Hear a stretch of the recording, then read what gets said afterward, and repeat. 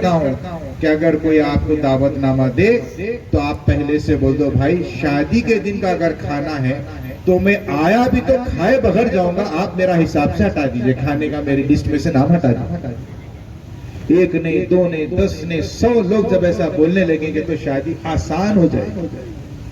آپ یہاں پر بیٹھنے والے جتنی بیٹی کے باپ ہیں وہ یقین مانیے جب آپ کی بچی کی شادی کی عمر ہوگی تب ہم کو اندازہ ہوگا کہ اب تک ہم نے کتنی شادیوں میں کھانا کھایا ہے، اس باپ نے کس انداز سے کس محنت سے انتظام کیا ہے۔ لہذا آسان سے آسان شادی کریے اور عاجزانہ ان کے سالانہ مخلصانہ ان سے جو خواہش کریے کہ میں آؤں گا ضرور لیکن کھانا نہیں کھاؤں، اور حرام نہیں ہے، یاد رکھ لیجیے آپ، شادی کا کھانا قطعاً حرام نہیں ہے، لیکن اس وجہ سے مت کھائیے آپ کہ آپ انتظام مت کریے۔ اللہ کے رسول صلی اللہ علیہ وسلم کی پوری زندگی ہمارے سامنے موجود ہے۔ اللہ نے فرمایا لَقَدْ كَانَ لَكُمْ فِي رَسُولِ اللَّهِ أُسْوَةٌ حَسَنَةٌ، اے لوگوں تمہارے لیے رسول کی زندگی ایک بہترین قابل تقلید نمونہ ہے۔ اب آپ بتائیے حضور نے کیا بی بی زینب کی نکاح میں کھانا دیا تھا؟ کیا حضرت بی بی ام کلثوم حضرت بی بی رقیہ کے نکاح میں کھانا دیا تھا؟ کیا سیدنا علی المرتضیٰ کے نکاح میں حضور نے بی بی فاطمہ سے جو نکاح فرمایا کیا کھانا دیا تھا؟ حضور نے خود جو اپنی شادیاں فرمائی ہیں کیا 11 شادیوں میں کیا حضور نے کھانا دیا تھا؟ تو اللہ کے رسول نے تو نمونہ پیش کیا ہے، ایک آدھ وقت دیے ایک آدھ وقت نہ دے تب ایک الگ بات ہوتی تھی، کسی کی شادی میں حضور نے کھانا ہی نہیں دیا ہے۔ تو لہٰذا آپ سے گزارش ہے کہ آپ ان سے کہیے، پہلے تو کہیے شادی سے پہلے کہ بھائی کھانا مت دیجیے، آپ صرف دعوت نامہ دیجیے، ہم شریک ہو جائیں گے، مبارکبادی دے دیں گے، چلے جائیں گے۔ دیکھیے جب یہ رواج پھر سے قائم ہوتا جائے گا شادیوں میں آسانی ہوتے جائے گی۔ کئی لوگ سود پر قرض لے کر شادیاں کر رہے ہیں، آپ کو نہیں معلوم ہے، آپ اندازہ نہیں کر رہے ہیں۔ ہم سمجھ رہے ہیں کہ ان کے پاس دولت ہے، کھا لیے پی لیے چلے گئے، کئی سال تک وہ قرض ادا نہیں کر سک رہے ہیں، بلکہ قرضدار کی کیا حالت ہوتی ہے معلوم آپ کو؟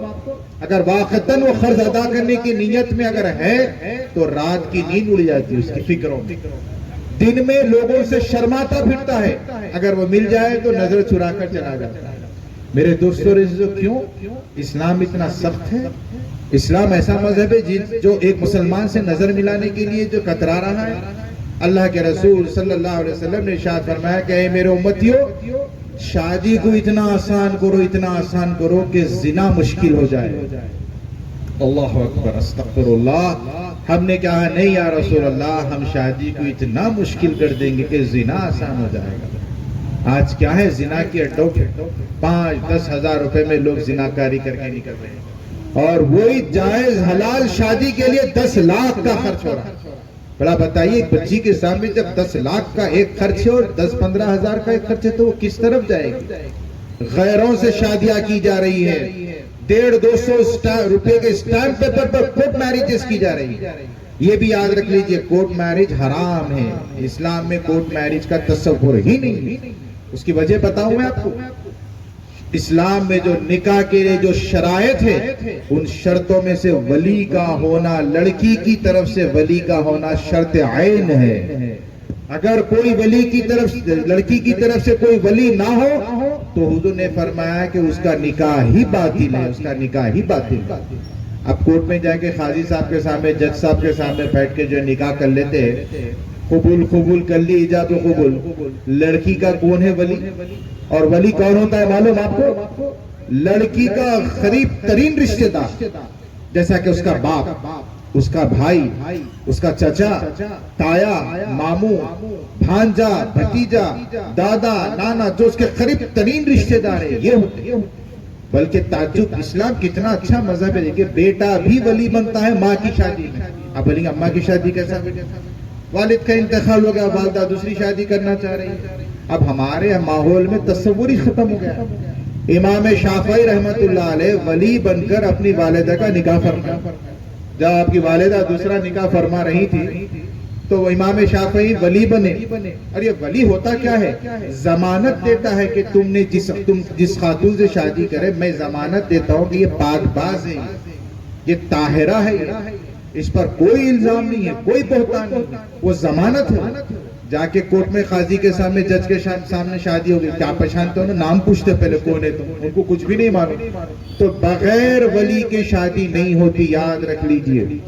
یہ جتنے کورٹ میرجز کر رہے ہیں لوگ بغیر ولی کے, سارے کا نکاح باطل ہے. اسی لیے اولاد کیسی پیدا ہو رہی دیکھ رہے نا, 3 سال کی بچی, اماں بول رہے ذرا اس کو سمجھائیے, گھر سے نکل جاؤ بولتی نہیں میرے کو. ارے میں بولا اس کے منہ سے لفظ نہیں نکلتا ہے, گھر سے نکلو کیسا بولی. بولے ان کے بابا کے منہ پہ جب دیکھو یہی رہتا, نکل میرے گھر سے. چلو انہیں بھی سن کے نکل میرے گھر سے. بولا واہ, جیسے روح ایسے فرشتے. ماں باپ کے جو ہے نمونہ ہوتے ہیں بچے, اماں بابا جیسا سکھاتے بچے ویسی سیکھتے. تو آپ بتائیے یہ سب ٹیڑے بنگے رشتے جم رہے.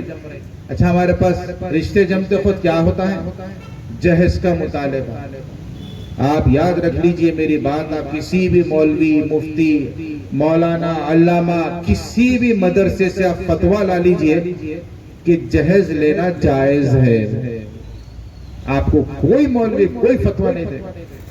پھر کیسا لیے میاں نے, انہوں خوشی سے دیے. میں ہمیشہ بولتا ہوں جب خوشی سے دیے تو دلہن کے باپ کو سامنے کھڑا کرو, کلام پاک سامنے رکھو اور بولو میاں ہاتھ رکھ کر قسم کھاؤ اور بولو خوشی سے. اچھا میں یہ بھی کہتا ہوں آپ خوشی سے جرے, اگر وہ دلہا انکار کر دے تو کیا آپ رشتہ توڑ دیں گے؟ بولے نہیں ایسا کیسا توڑتے, اگر انکار کر دیا پھر بولے خوشی سے جرے دینا. اب انہیں انکار کر دیتا نہیں ہونا بلکہ آپ نہیں دیتے. آپ یاد رکھ لیجئے سرکار عالم صلی اللہ علیہ وسلم نے کسی صاحبزادی کو کوئی جہیز نہیں, اسلام میں جہیز ہے ہی نہیں. اس پر بدعت نہیں بول رہے, اس پر مخالفت نہیں کر رہے. گزشتہ 5 سال سے بحمدللہ اللہ تعالیٰ مجھے استقامت پہ رکھے, جس شادی میں جہیز کا مطالبہ کیا جاتا ہے, جہیز دیا جاتا ہے, وہ شادی میں نہیں جاتا. جہاں کھانا رکھا جا رہا ہے میں شادی میں نہیں جاتا, گیا تو بغیر کھائے کے آیا. ایک صاحب نے دعوت نامہ دیا مجھے, کہا ضرور آنا. میں بولا کھول کے دیکھا تو ہم تعمی لکھا ہے. بولا بھائی آپ کھانا, آپ دولے والے؟ ہاں دولے والے. پھر کھانا کیوں لے رہے آپ دلہن سے, دلہن والوں سے؟ بولے نہیں انہوں خوشی سے دے رہے. بولا خوشی سے بغارہ کھانا کھلائے تو کھاتے آپ, جو دے رہے وہ لے رہے.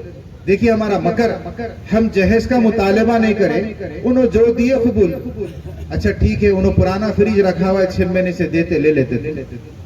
اچھا جہیز نہیں مانگ رہے ہم, اچھا ٹھیک ہے شادی کے بعد لے کے آ کے سامان دیتے لے لیتے. نہیں, پہلے ہونا, نیا ہونا. ارے ابھی تو بولے نا مانگ رہے نے, جو دیے لے لیتے. پرانا ڈائننگ ٹیبل رکھا ہوا ہے دے دیتے, انہوں اب لے لو, کیا ہونے کا ہے. میرے دوستوں, عزیزوں اور بزرگوں, یہ سب مکاریاں ہیں. اور آپ کو میں جو بڑی ذمہ داری سے کہہ رہا ہوں, جو حضرات جہیز لیے ہیں انتظام کر لو اس دنیا میں واپس کرنے کا. قیامت میں ایک چیز کا حساب ہوگا اور دینا پڑے گا آپ کو. آپ بھلا بتائیے یہاں پر تو جو ہے. اچھا آپ کو ایک شرعی مسئلہ بتاؤں. ایک صاحب نے کہا کہ ہماری بیوی بڑی نافرمان ہے. میں نے کہا کام کرو, اس کو بستر سے الگ کر دو. بولے کیا مطلب؟ بولا پلنگ بستر سے الگ کر دو. دوسرے دن آ کے بولے میرے کو لات مار کے نیچے گرا دی, میرے بابا دیے سے پلنگ پہ میں نہیں لیٹنا, میرے بابا دیے سے بستر ہے, تو ہٹ بول کے نکال دی. بولا جاؤ, بغیرتی کی زندگی گزار رہے, اس واسطے انہیں بھی نہیں سن رہی تمہاری. ہے ہمارے اندر ہمت, بیگم کو بستر سے, بستر تو بستر, کپڑے بھی ان کے پہنے ہوئے, اب مشکل ہو جائیں گے. لاؤ ہمارے بابا کے کپڑے پہ تو کیا پہنتے ہیں. گاڑی پہ بیٹھے, جورو کی بابا کی گاڑی انہوں دلائے سے. ایک تو صاحب اللہ مغفرت کرے بیچارے, پیٹرول ختم ہوتے سسرال کو چلے آتے تھے, وہ بھی ڈھکلتے ہوئے جاتے تھے. وہ بیچارہ سسرا دیکھتا تھا, ارے بیچارہ اتنی دور سے ڈھکلتے, پھر ٹینک فل کر کے بھی جاتے.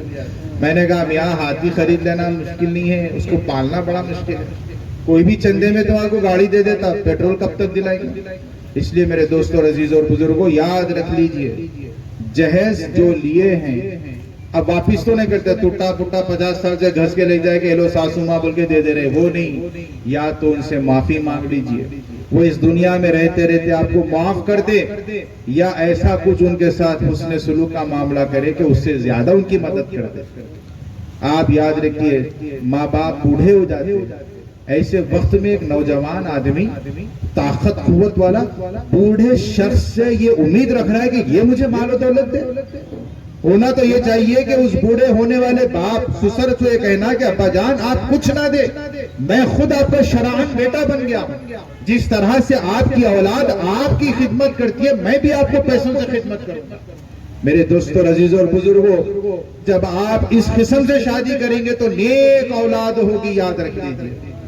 پیران پیر کا مہینہ چل رہا ہے۔ کل ہی خطاب میں میں نے کہا بالاپور کی مسجد میں حضرت پیران پیر رحمت اللہ علیہ کے والد ماجد، اچھا ہم میں کتنے خادری لوگ ہیں، کتنے گیارہویاں کھائے اب تک؟ ہزاروں سووں گیارہویاں کھائے۔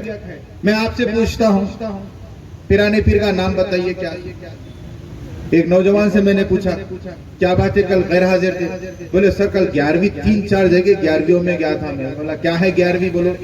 اچھا ذرا زیادہ کچھ میں بولنے لگا تو کیا سمجھتے لوگ انہوں خادری نہیں ہے شاید، انہوں حدیث والے دکھ رہے انہوں۔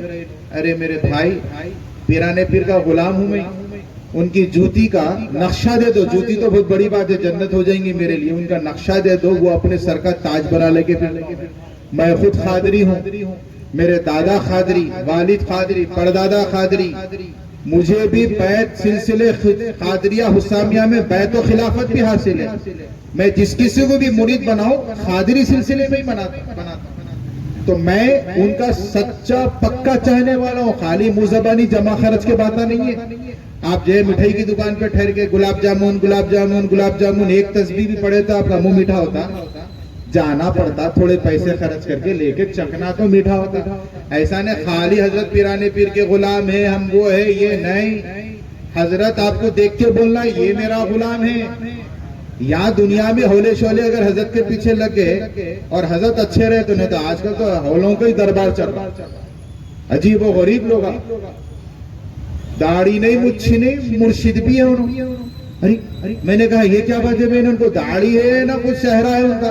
بولے نہیں دل دیکھو ان کا۔ میں بولا دل اچھا رہتا تو داڑھی رہتی تھی، دل میں برائی ہے گندگی ہے تو کہاں سے نکلیں گی؟ اور آپ کو معلوم ہے داڑھی کے بارے میں اکثر لوگ بولتے پورا اسلام کیا داڑھی میں جا کے اٹک گیا؟ میں بولتا نہیں بھائی، اسلام میں داڑھی ہے، داڑھی میں اسلام نہیں ہے، اسلام میں داڑھی ہے تو مسلمان ہے تو داڑھی رکھو، اللہ کے رسول کی سنت ہے۔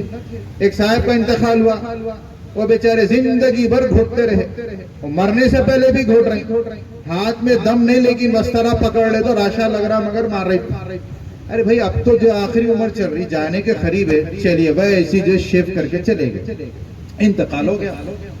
اب آگے لوگ بولے زیارت کر لیجئے، چہرہ دیکھ لیجئے۔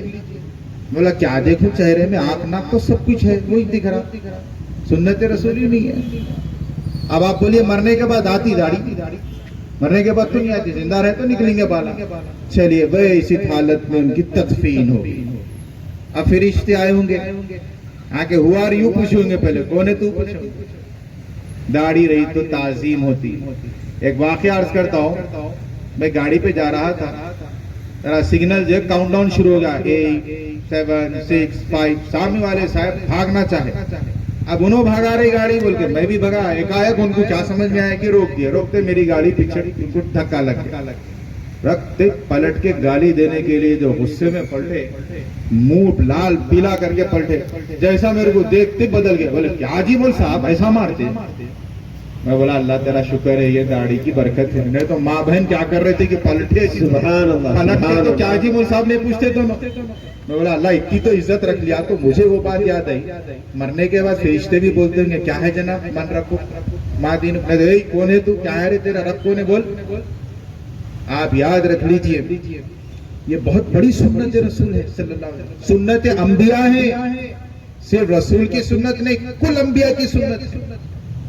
جب ہم کو دفن کر دیا جائے گا، میرے پردادا علامہ حسام الدین فاضل علیہ رحمہ فرماتے ہیں خبر میں حضور تشریف لائیں گے، ہمارے کفن سے منہ سے جو کفن کو کھولا جائے گا، پھر ہمارا چہرہ دکھایا جائے گا، تو شاعر کہتے ہیں پردادا میرا علامہ فاضل رحمت اللہ علیہ فرماتے ہیں کفن سے منہ میرا جب کھول کر دیکھیں تو یوں بولے، جب چہرہ دیکھیں گے تو حضور یوں کہنا، کفن سے منہ میرا جب کھول کر دیکھے تو یوں بولے، ہمارے چاہنے والے کی صورت ایسی ہوتی ہے۔ سبحان اللہ سبحان اللہ۔ آپ اندازہ کریے جب سرکار یہ فرما دے کہ ہمارا چاہنے والا ہے، تو اس کی بخشش کے بھی لیے کوئی پریشانی کا مسئلہ ہوگا